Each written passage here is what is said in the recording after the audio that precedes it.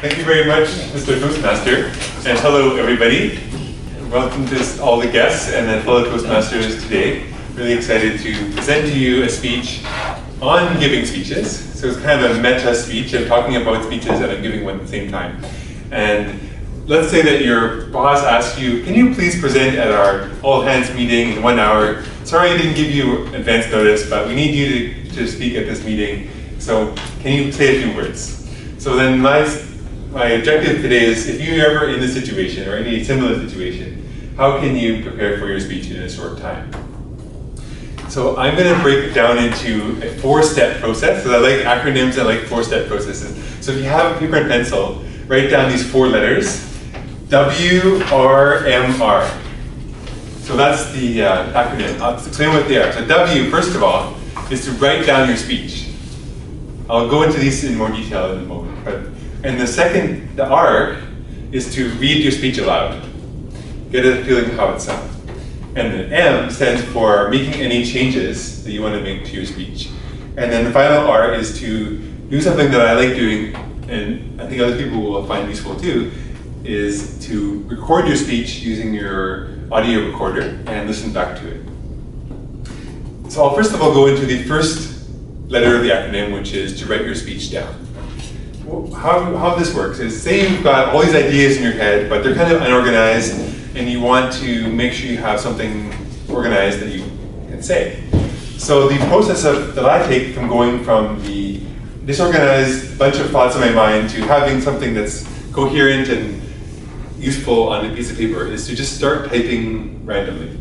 There's this process of writing that I learned in grade 11 by an amazing book called Writing with Power, where all you need to do is get in the habit of just free writing on a piece of paper. Let your ideas flow onto the paper and stop yourself from editing your ideas or constricting that flow of ideas and creativity onto the paper. So the idea is, just go to the computer, just start typing your ideas as they come out.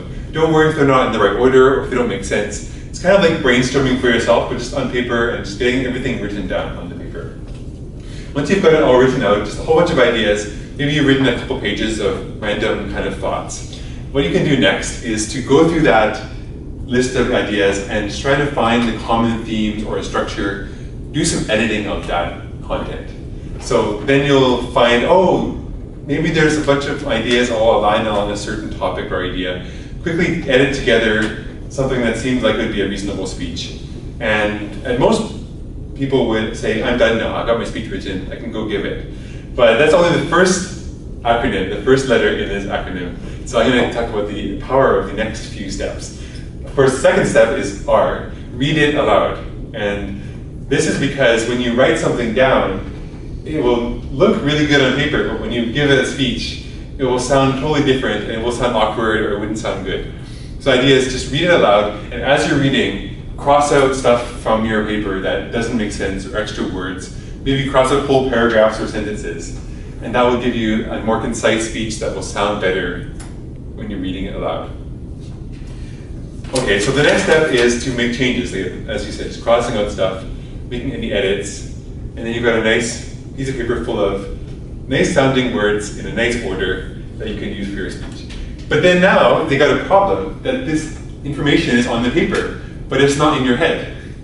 So what's the easiest way to get all these words and information from the paper into your head? For me, I've noticed I've kind of hacked my brain a little bit, and what I do is I record myself giving the speech again, reading the paper into my iPhone recorder.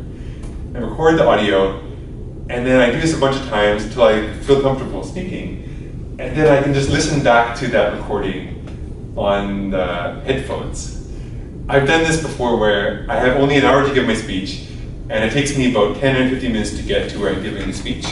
So what I'll do is I'll have this recording, and I'll put it on repeat, and I'll just listen to it on repeat in the car or in my headphones on the way to the speech.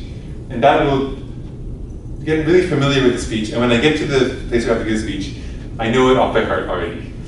I don't know if it works for you as the same effectiveness as me, because people learn in different ways, but for me, I've noticed that I can learn if I just listen to things on repeat a bunch of times. I can really grasp it quickly. So that's your 4 steps to learning how to prepare for speech. First of all, write it down, and using that concept of free writing, Have you ever done that? Who has tried that before? Like that, just writing stuff down, getting creativity. It's a really nice creativity tool. And then you can do the reading it aloud, which is really important. It's also a really good way to practice your voice.